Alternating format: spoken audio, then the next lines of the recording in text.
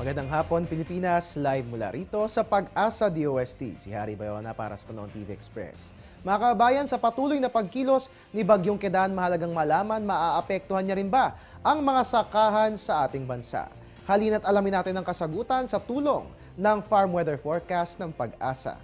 Ayon nga po rito, ang mga sakahan sa Palawan, Visayas at Mindanao ay makararanas na maulap at maulang panahon. Ang ating upland farms ay makararanas po ng temperatura na 23 to 31 degrees Celsius at ang lowland farms naman ay 24 to 32 degrees Celsius. Ang ating relative humidity maglalaro sa pagitan ng 74 to 100%. At patuloy ang abiso ng Pag-asa sa mga kabayan nating magsasaka na panatilihin ang magandang kondisyon ng inyong mga kamalig nang sa gayon, rain or shine, ay hindi mapipinsala ang inyong mga ani. At yan nga po ang farm weather forecast natin sa atin ng Pag-asa. Magbabalik ang Panahon TV Express makalipas ang isang paalala. Teng, ang package. Ma'am, sabi ng Air 21 on the road na. Ano, Teng? Ang package. Ma'am, sabi ng Air 21 na receive na. Okay, very good. Basta padala, sagot ka ng Air 21. May real-time delivery updates via text para worry-free ka. Teng, ang package, napadala mo na? Yes, ma'am, sa Air 21. Sa Air 21, sagot ko, padala mo!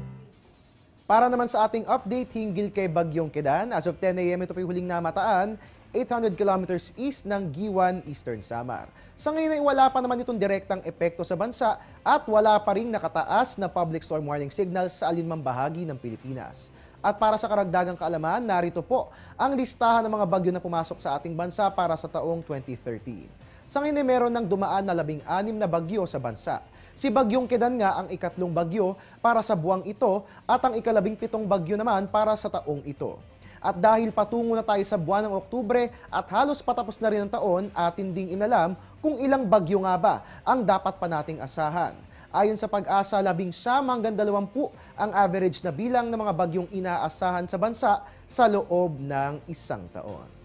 At yan nga po muna ang latest mula rito sa Pag-asa DOST. Antabayanan po natin ang susunod na weather updates ni Weather Girl April Enerio. Mamaya po yan sa News at 6. At ugaliin lamang po pagtutok. Dito lamang po yan sa Panahon TV Express kung sa walang pinipiling panahon ang pagbibigay impormasyon. At your service po, ang inyong weatherman Harry Bayona, nagpapaalalang tiwala lang.